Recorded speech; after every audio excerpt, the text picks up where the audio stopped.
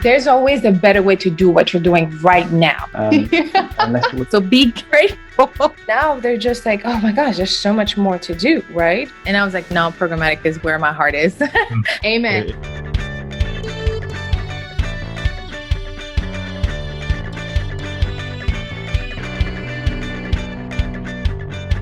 Welcome to Programmatic Digest podcast. If anyone listening, we have a special guest today, Vincent Edwards. How are you doing, Vincent? I am doing well. How are you, Hélène? I am doing so peachy. I am very excited about what we are about to talk about. Yes. So we have a very, very interesting, story. I'm going to call it a story, right? Because we met on LinkedIn because of a special post that caught my eye, but there was a strategy between it. And some of my audiences always hear me preach about how they need to leverage LinkedIn as a networking, but also job retention, new job, whatever. They just need to maximize LinkedIn as a platform. And I thought you did an amazing job. I literally remember your name. I remember how we met for that reason. So I know y'all excited to hear about it. Before we get to that, I think we're best introduced in our own words. So how about we give you a moment to introduce yourself to those who don't know you yet. Make sure you tell us everything from start to beginning, the good, the bad, the ugly. Like, who is Vincent Edwards? Okay, so I was born. No, I'm just playing. No, but my name is Vince Edwards. I call myself your LinkedIn big bro.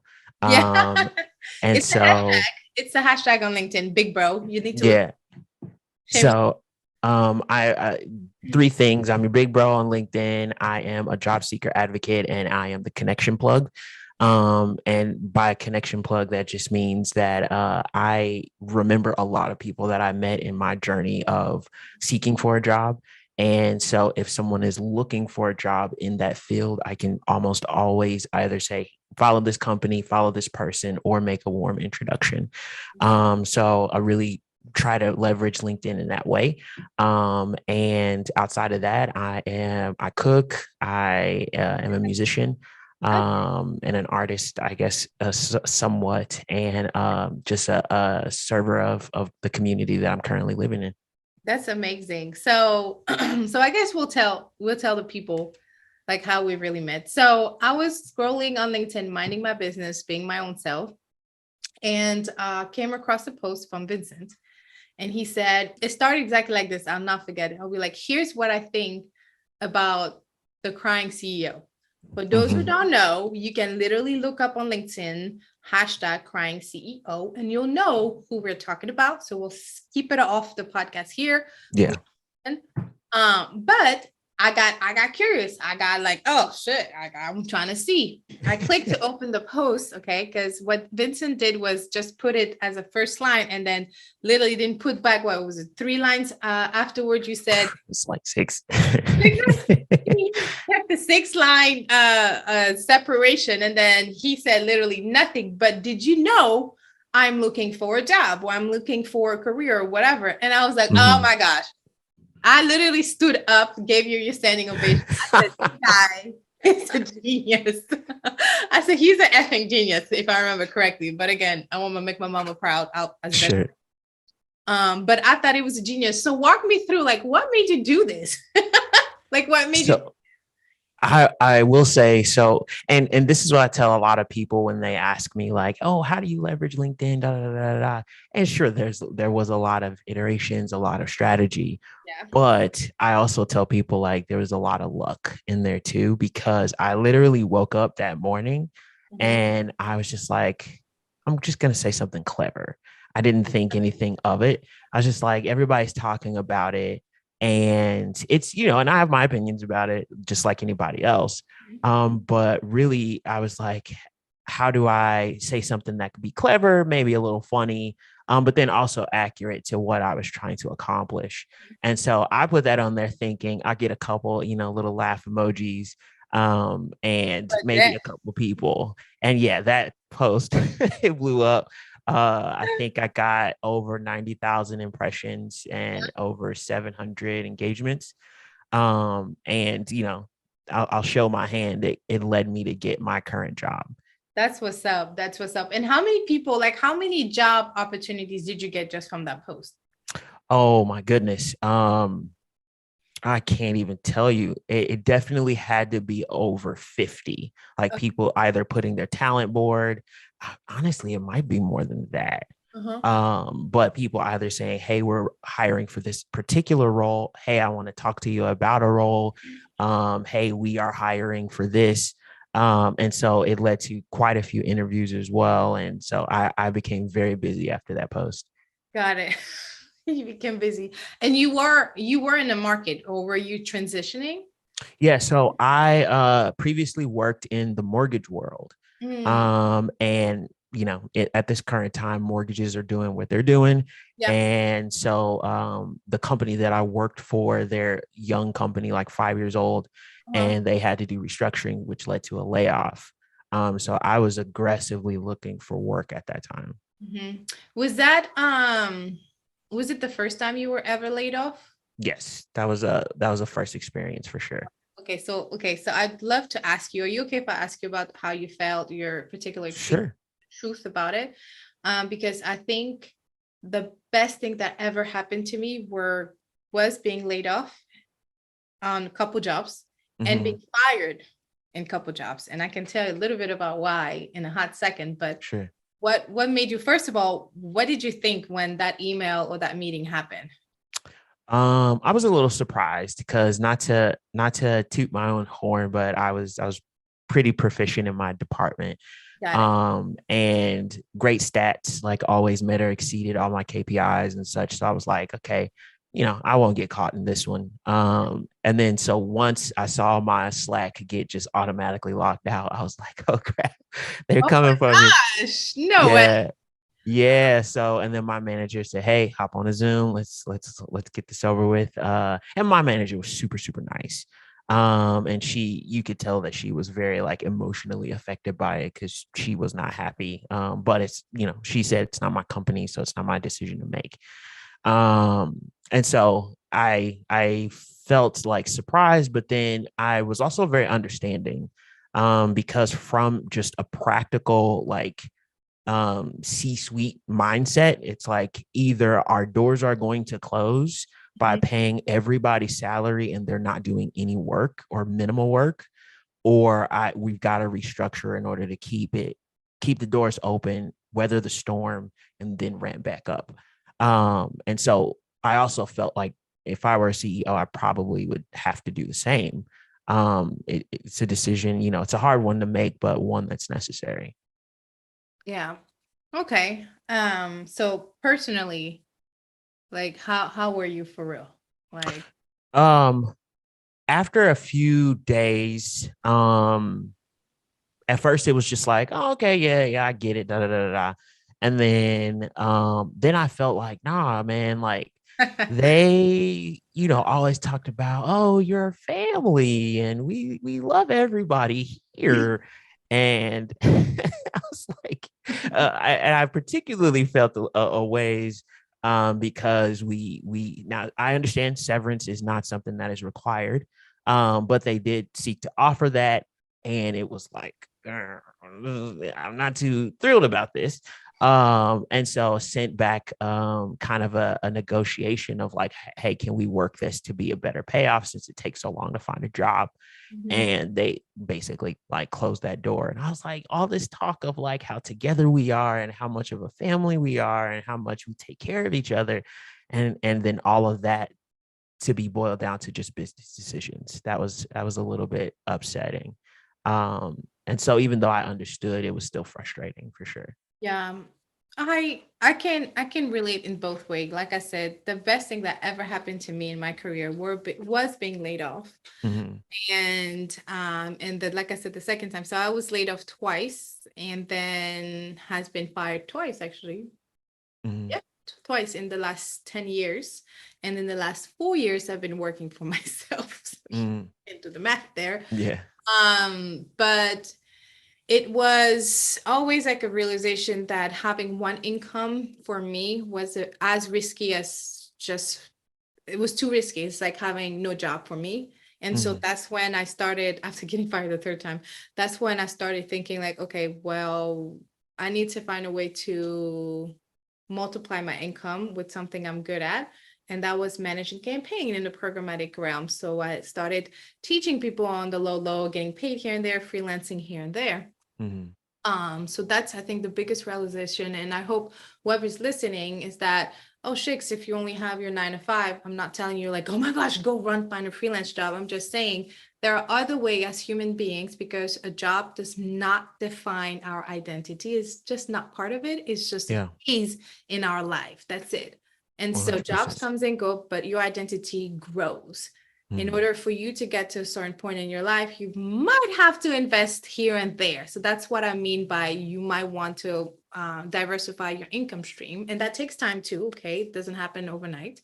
And the second thing is that just realizing that no matter how loyal I can be to a company, I am still just an employee. So there's a very fine line, and there's a healthy boundary to set whenever you're working anywhere, with understanding that I can be as cool as possible with everybody in this place, but I am replaceable, and I'm okay with being that. I'm still going to do a great job and give it 1000%, but you need to understand the boundary. So I really don't like when a company put on their what is it, job description, like family like environment. To me, I'm cringe when this happened, because I'm like, this is scary. It's I have my family at home. My business is not even my baby. Even like when some entrepreneurs are like, oh, my business is my baby, I'm like, nah, the first one who wants to buy this business is gone. And I love what I do. Okay, I love what I do. Yeah. So I appreciate you sharing, because again, somebody's listening. If one person listens to this and be like, dang, this is actually truth, it can happen to anyone. It has been happening in our industry as well. And they can learn that it's like you really hustled on LinkedIn, and we'll get into like your day to day, right, in a hot second. But you hustled on LinkedIn and you found a job within what was your time frame? From layoff. So layoff was April 27th, and I signed the offer last week. So about 5 months. 5 months. And you were you were on LinkedIn every day, just leveraging, reaching out to your people. I'm sorry, to hiring managers. So walk us through like some of the steps. Yeah. So, and this is more of just an overview of everybody who is wanting to leverage LinkedIn. Now, I kind of got sucked into where it's like, okay, I think I should build a personal brand. Not everybody has to do that, but for people who really want to be active, I post at least once every day, at most 3 times every day. Oh, wow. And that's a lot of work, because you are structuring your post. You are trying to make sure the content is original. You're trying to make sure that it's relevant. It's a value add. You're teaching somebody or informing somebody, or at least incepting an idea that is useful in some kind of way. And so that can take some time. But being diligent and consistent to do that every single day. And sometimes I take a break on the weekend. Maybe I won't post on a Sunday or something. But I try to post often. Revamping your profile to look accessible and vibrant, and really communicate a message of what you are either looking for or what you provide. That's going to be a huge, huge part of it. Another thing that I did was I didn't only reach out to recruiters, I reached out to talent sourcers, which in my understanding are people who are kind of on the front lines to get you to the recruiter. And I know it probably works different for different companies or industries, but definitely making sure to make those connections. And then I think the biggest leverage that I had was genuine connection. Now, every single person that follows me or that is a connection, I haven't had like in-depth conversations, haven't like gone to their house and had dinner with their families. But a lot of people that I have connected with, I try to have an actual conversation that I'm actually listening, even get on a Zoom call. I'm using this company called Volley that does asynchronous communication. And so that's been super useful to the point where I have it on my profile. Like I can talk to anybody because it's whenever I'm free. And so really just making sure that I'm because being honest, people can feel it if you're reaching out to them as a means to an end, and people don't like to be used. Yeah. So even if you have a very curated message of, oh, thank you so much for connecting, I can't wait until we have lucrative ideas together. It's like, this is weird. You don't know me yet. And Like, so, yeah, I absolutely relate because I've been doing outreach, cold outreach, it's called, I think it's mhm, called. And I'm always divided, like, okay, if this was me receiving, why would I look at this? And, and I'm testing the messaging. Some of them work, some of them don't work at all. exactly. Yep. And sometimes I copy paste, but sometimes I take the time to go on the person's profile and be like, is are you sure you want to talk to this person? So I'm still testing it all. But I find that you're right. If you want to be treated a certain way, then you have to treat that person that way. And I think your point is excellent in terms of like you can feel somebody's genuinely trying to help. And if you're listening out there and in your outreach effort, you're just sending like, thank you for connecting. What makes your heart beat these days? Or what project made you happy in the last 7 days? Don't do that. Don't do Yeah. that. Nobody has time to type out why my heart beats. And my Right. dog makes my heart beats. Coming up the stairs, my heart beats. It's faster. Come on. Like, Yeah. when I see this message, I'm like, all right, Ellen, you're in business development as well as the CEO of my company. Mm, Gotta be nice. And I'm like, thank you so much, but I just don't have the bandwidth to entertain a conversation. But at least I yeah. respond. So like, do respond to those people and let them know it's just not working for you politely, okay? Because that's their day to day. You Right. gotta be kind. Kindness is free and it's so needed. Oh my God. Yeah. 100%. And I think, adding certain personal aspects Mhm. really do open the door up. Like if somebody's asking me, I have in my profile, it's almost like a little secret gem to know if somebody's actually reading. Mhm. I put that I auditioned for American Idol. Mhm. But it was a long time ago. But it's like if somebody puts in their message, like, yo, what song did you sing when you auditioned for American Idol? Okay. Like that puts like, okay, they actually took the time to read or at the very least skim, and they are interested in something that is attached to who I am. That makes a Um, that makes a yeah, big. makes a big difference. And like you said, when you're doing cold outreach, even when I'm on the end of sending the message, it's not always gonna be received, or Yeah. it's not always gonna go through, but at least you're showing like, hey, there is a level of authenticity, and like I want to actually be connected with you when I'm hitting that connect button, rather than saying I want you in my network so you can leverage your position to get me something.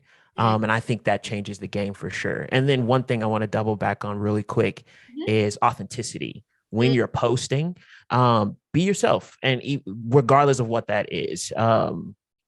If you are very, truthful, forward person, be that on your post. If you're funny and kind of quirky or whatever, like whatever you are, whoever you are, bring that to your posts and do it in a way that engages people. And I think you'll reap the benefits from that by just being yourself. I love it because like I was trying to look for that CEO hashtag CEO crying CEO post that you had on LinkedIn. I'm gonna find it somewhere in here.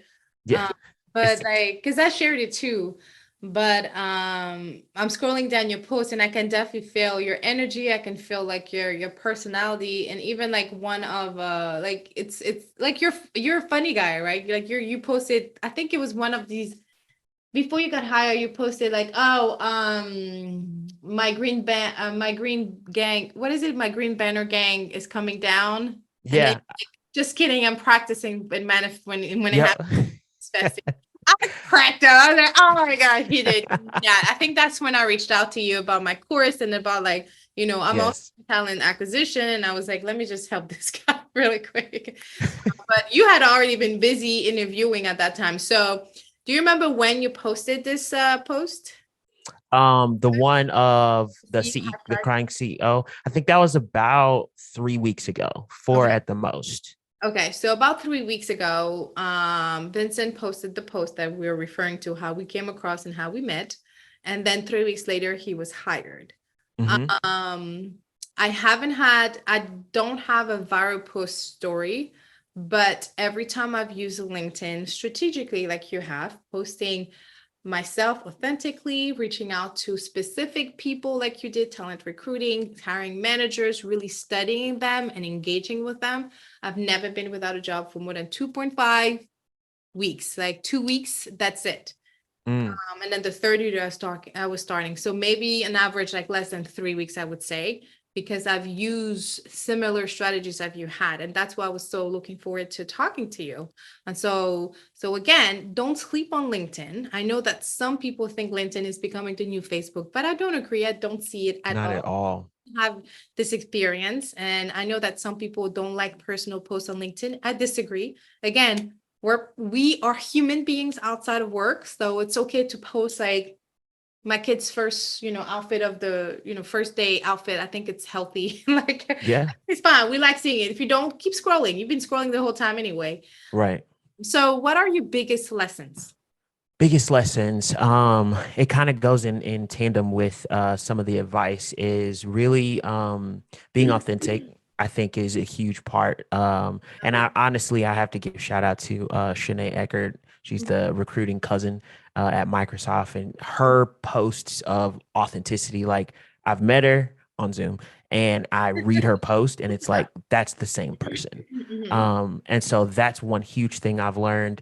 And I learned throughout, like how we used to do job searching is Yeah. not how job searching works anymore. And so don't get stuck with, well, I used to do it this way. It's like, I'm sure you did, and I'm sure it worked then. We are in a brand new game right now. Yeah. So knowing how to strategize and iterate over time, really monitor what works, what doesn't, what's getting me through, what's getting me interviews, what's stopping this process, and just keep changing it up until you find that perfect formula. And then the last thing I'd say is be humble to take advice from others. And I got a lot. Like people reached out wanting to tell me about this or about that, or here's how you should do your profile. Here's how you should shape your about section. Here are the things you should highlight. And you eat the meat and spit out the bones. What works, keep it. What doesn't, no disrespect, but I'm not going to use that. Yeah. But being humble enough to say, hey, I want to listen because right now I'm in a position where I need to learn. And if you're a forever learner, you're always in that position, but just always making sure that you're learning. And so if you're learning, humble enough to listen and then do all those other things, I think Wow. you're on a great track. And those are the things that I learned. That is so dope. That is so dope. So it took you about from that post, you receive about what you said, 50 plus offers. Um, Briefly, like, why did you go for the one you interviewed for? The one that I interviewed for, I once I had my first interview, shout out to Annette. Um, that first interview felt like I was just catching up with a friend. And so that was already a good sign because I've had plenty of interviews and some it's very formal questions, but it was just like I don't know this lady, but it's like I known her for years and we hadn't talked for a while and we were just catching up. So Yeah. that was one, that was a great sign. And then two, for the role that I applied for, I reached out to other people who were in like the sales department Yeah. and they only spoke highly of the company, the culture, and they always juxtaposed it to I was at this other company who did a similar thing and they were good, but I struggled in this area, that area, and this company absolutely doesn't do that. And then in meeting the manager and other account executives at the company, it's just like it seems so welcoming of learning. If you are a person who is dedicated, you are not afraid of challenge, and you welcome learning, then it's like you are going to fit in. So out of all of the interviews or offers that I received, I was like, this one I think is going to be the one where I can learn a lot, be challenged, and come out with a lot more skills. Got it. Oh my gosh, that is so interesting. What is one challenge you went through and you're thinking like, dang, now that I think back, maybe I could have done better here. Mm, And the reason why I'm asking this specific question is because, again, I'm learning from you, somebody's learning from you, and they're going through this process. Right. So I get to talk to a lot of people every day, and I love it, right? I get to educate them in like the basic fundamentals of programmatic advertising, which again, that's my expertise. And I get to teach them the skill set they will need to do their day-to-day job.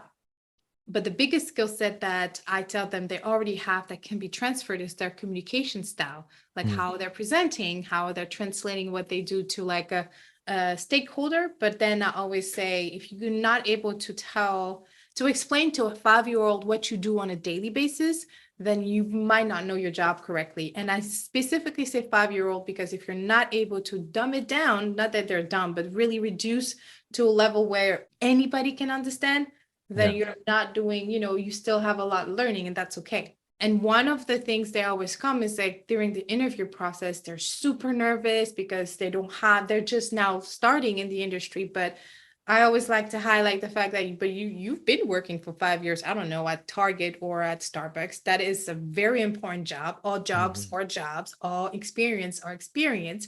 And you've learned a lot for dealing in customer service, for managing inventory, you name it. Is there a time in your interview process specifically where you were like, dang, that was a big ass challenge, or oops, that was a oopsie, or something like, I could have done this, or now that I think about it, I should have said that? So, I have two examples of like it was a challenge, but I won. Okay. And then Good. I should have said this and probably contributed to my loss. So one challenge that I had really was, so I wanted to go to this company. I hope, is it cool if I say the name of the company? Yeah, if you're okay saying it, you can. Okay. So dream company that I wanted to work for was a company called Better Up. And fantastic. I think they're in the industry of business development, artificial intelligence, I think they call it. And they do coaching, and it's for leadership, and just a beautiful idea that I think they're very successful at. Nice. So I did get an interview, and I get into the interview, and I'm usually not nervous for interviews, but this is your dream job. It's like, You so overthink it. yeah, I started overthinking. I was on their careers page trying to make sure I fit in all of the words for like their core values and their culture and all of these things. And to the point where I was overthinking it so much, it was word salad. I was saying a lot and saying nothing. Okay. And so I tried to salvage it by sending an email after, just saying, hey, I was a little bit nervous, because this is a big deal. But worst comes to worst, they didn't say anything for a few weeks, and then they were like, sorry. Okay. So it's one of those things where it's okay to be nervous. There's nothing wrong with it. You're a human. Humans have emotions.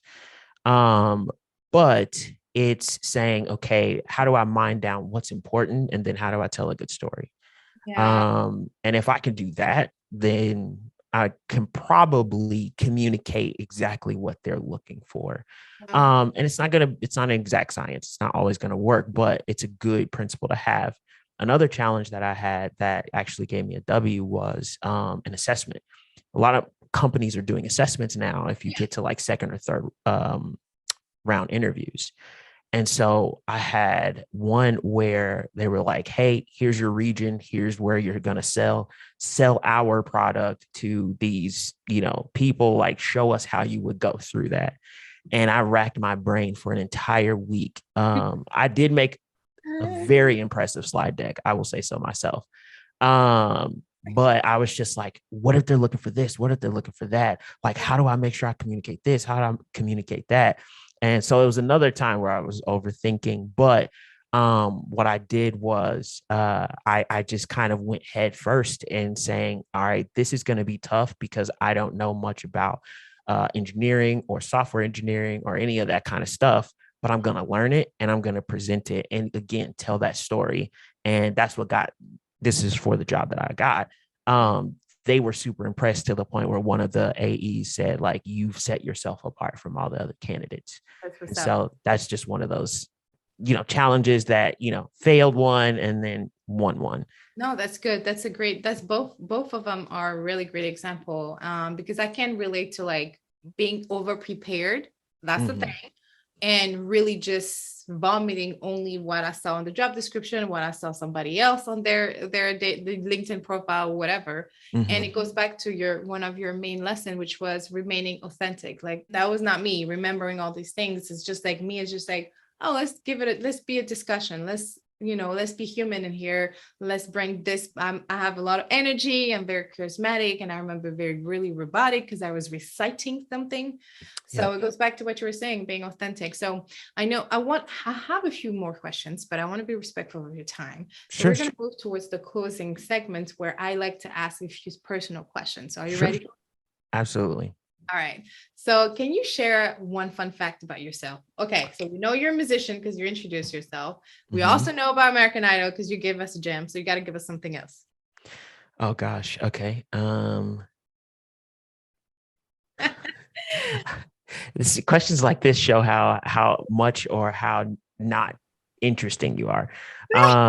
It's interesting that everybody says that, but I always find a way to pull the fun out of them. I think we're just not good at talking genuinely about ourselves. So we block it. We have this blockage of like, shit, what is it? What do I like to do for fun? I don't know. Well, hey, one thing that I do like, and this is gonna be so odd. Or probably not fun to others. Sit down. But I really enjoy like health and nutrition, and particularly because about a year and a half ago I was really big, and I lost over 60 pounds. Oh wow, good for you. So, and in that, I had to learn a lot about sugars and carbs and proteins and all of these, macros and calories and all these kinds of things. And like taking an extra 30 minutes to read all the labels and nutrition facts and things like that. But then I got good at it. And so now I can kind of eyeball it. But that's something that I really enjoy. I'm not always consistent when it comes to the gym, but regulating my eating patterns and being aware of the things that I'm consuming and making good assumptions about what I am doing as far as taking care of my body. That's something that I really enjoy. That's perfect because, again, it goes back to everything, your whole person, right?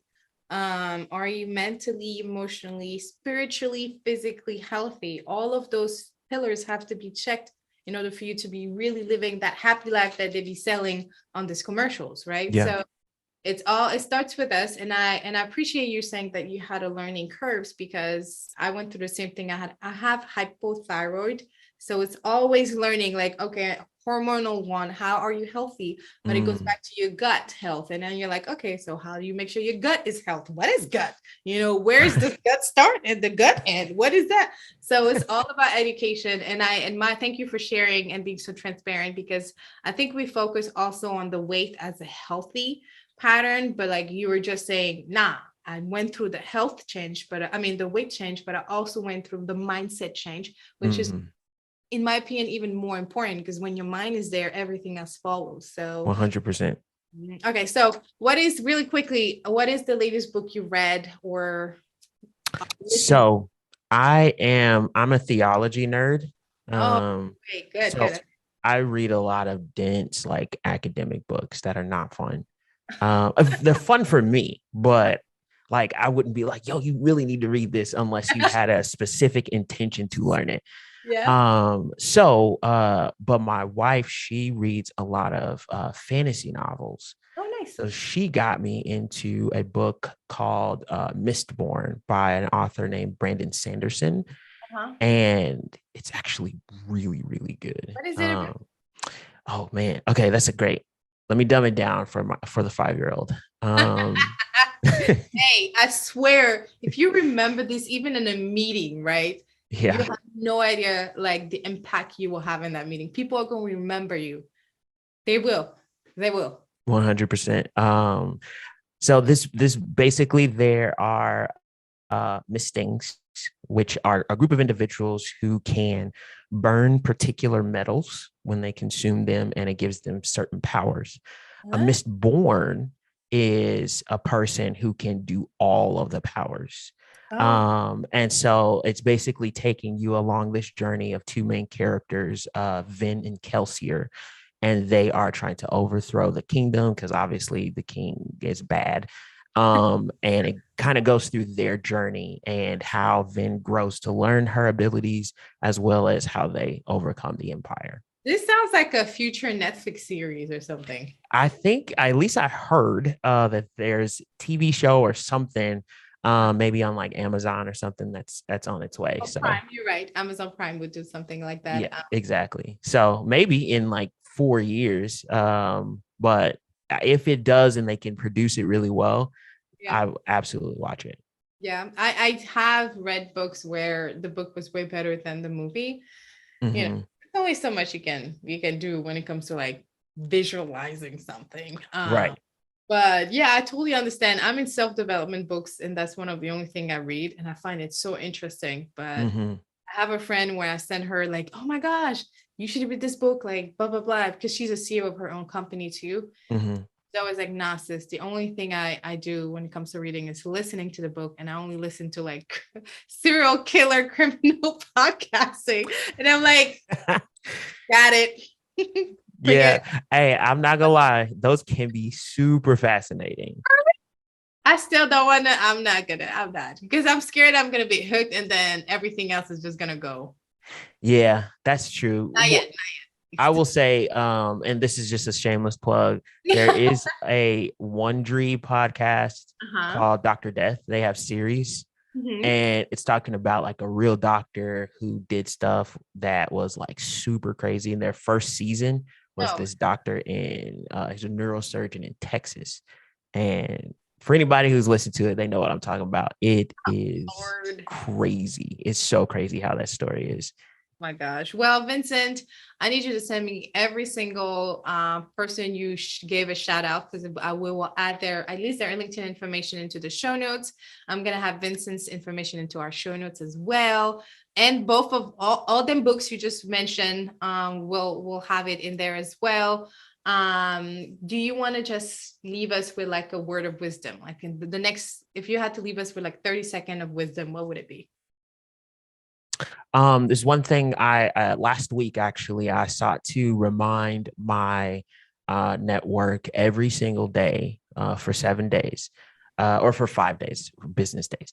Right. Um, Basically this phrase called or where you say over and over to yourself, better today than yesterday and better tomorrow than today. Oh, nice. And it's just a reminder that you can be okay with the accomplishments or learning that you've had today. And you can, as long as you have life, you can do something better tomorrow. Mm. And so it just keeps that encouragement that I didn't really fail. This is just a point of pivoting, and I have the opportunity to celebrate my victories. That is amazing. That's why I'm so big on gratitude and journaling, and really trying to be grateful for everything that made you smile, or maybe Hmm. we're proud of. I actually call it the win folder, where you put everything that made you feel good that day, every day. And then you'll come back a month later and you have all those things to be thankful for. Yeah. But I also love that, because I'm sure my Christians brothers and sisters out there, which I am one of them too, are going to throw as many verse as possible from the Bible, because it's in there. But that's what Hmm. the Bible specifically tells you. Everything you need is within your hands, is within you. You really don't need anything else but getting up and doing what you do. So Mm. best way to finish this podcast. Thank you so much for dropping by. This has been an honor. You're amazing. If nobody told you, you're killing it. I don't care what, just because you just find a job, don't mean you need to stop. I mean, I haven't seen you slow down, so I appreciate you for doing what you're doing. So Thank you thank you so so much much. for having me.